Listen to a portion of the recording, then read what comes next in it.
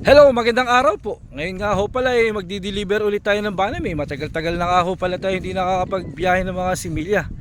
At ngayon ho andito tayo ngayon sa Kaingin at tayo magdi-deliver kay Erwin. Erwin po ang ating buyer. Ayan. Boss Erwin, magandang umaga. Ayan. Ito po ang aming banami. Ayun nga ho ang ating buyer na si Erwin. Siya po ang caretaker dito. At ito po ang kanyang diniliver po namin banami. Hindi po kagaspangan ngayon, medyo ano lang po, katamtaman lang. Hindi ho makita kasi nga po lipat tayo din sa kabilang planggana para makita ho natin. Ayan. Yung kanina ho kasi kulay ito ngayon kulay puti ang planggana kaya kita ang similyo. Yan ang similya ng banami.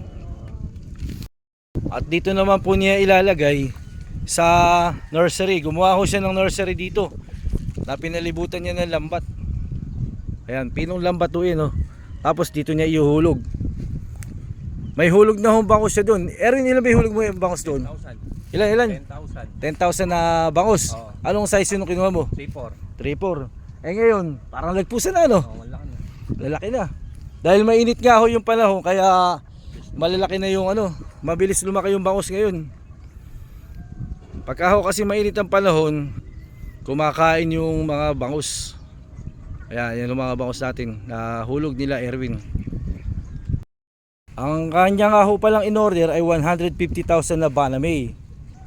Para po dito sa ilang hektarya Erwin yung paglalagay nating banami? Nasa 7 hektarya.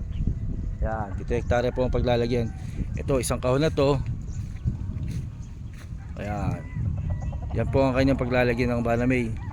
Saka ito.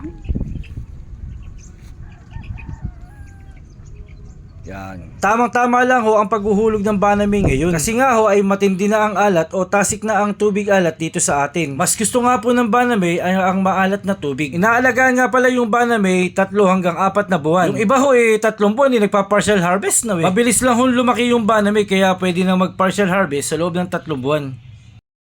Ayan na nga po, natapos ako kami maghulog ng banami dito sa may Malolos Boss Erwin, maraming salamat Boss Erwin. Salamat sa pag-order.